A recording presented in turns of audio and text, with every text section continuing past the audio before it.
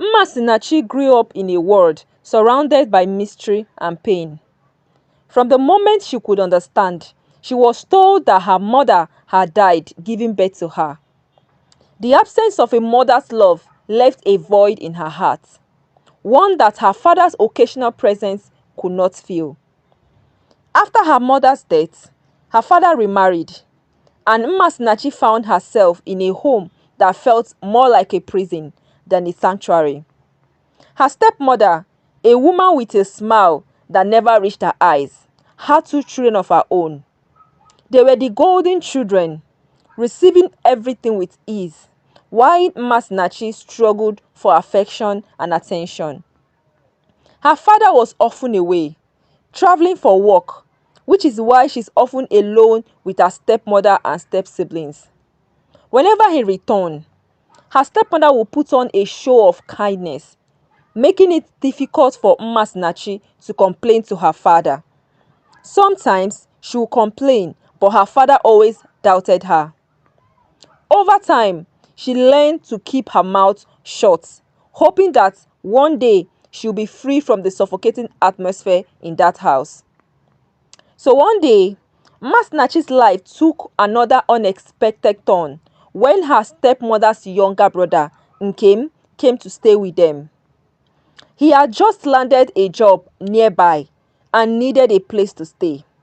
At first, Nmasinachi was relieved. Perhaps Nkem would bring some light into the dark corners of that house. But soon, she realized that Nkem was not the savior she had hoped for.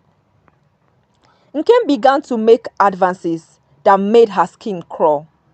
He would often hold her waist, whispering to her. Nmasinachi tried to ignore him, but his persistence was suffocating.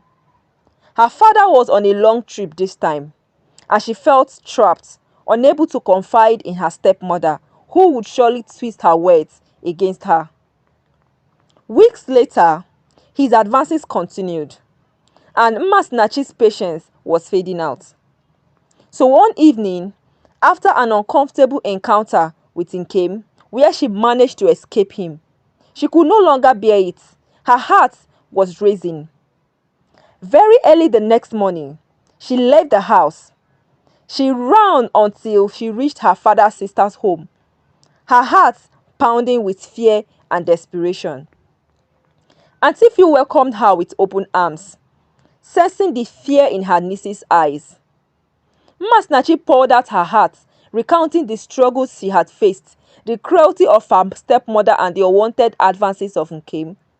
Auntie Phil listened intently, her expression shifting from concern to determination. "You'll stay with me from now on," she declared, her voice firm. Without delay, Auntie Phil reached out to Nmasinachi's father, sharing everything that has transpired. When he returned from his trip, he was shocked and furious. He confronted Nkem, who denied everything, claiming that Nmasinachi was the one trying to seduce him. His stepmother stood by her brother, insisting he was innocent. The truth was buried under layers of denial, and Nmasinachi felt the weight of injustice pressing down on her. Nmasinachi had no choice but to stay with her aunt. She focused on her studies. She eventually gained admission to Nnamdi Azikiwe University, a beacon of hope in her otherwise dark life. But just as she began to settle into her new routine, a phone call shattered her peace. It was Auntie Phil. Her voice was trembling with grief. "Nmasinachi, it's Oloma. She's gone." Nmasinachi's heart dropped. Her stepsister was just 14. She asked the aunt what happened. She explained that Oloma and Ebuka had been left at home with Nkem while their parents attended an event. That night, Nkem returned home drunk, went straight to Oloma's room, locked the door, and started raping her. She was shouting for help. His younger brother held her screaming and was hitting the door, but it was locked. That was how she passed out. She was rushed to the hospital but was confirmed dead.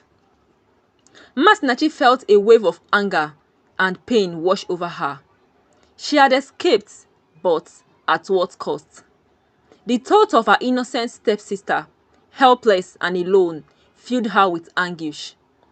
She had been brave enough to run away, and now she understood the gravity of her decision. If she had stayed, it could have been her. As the news spread, Nkem was arrested, but the damage was done.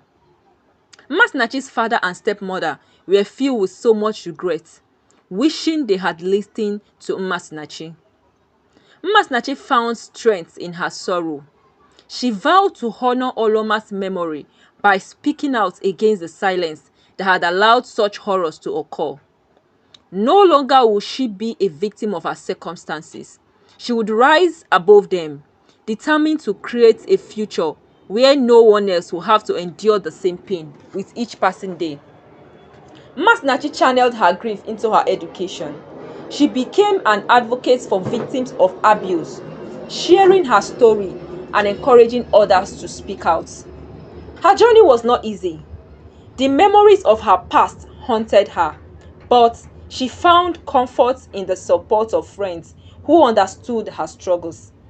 Nmasinachi organized awareness campaigns, inviting speakers who had overcome similar traumas to share their experiences.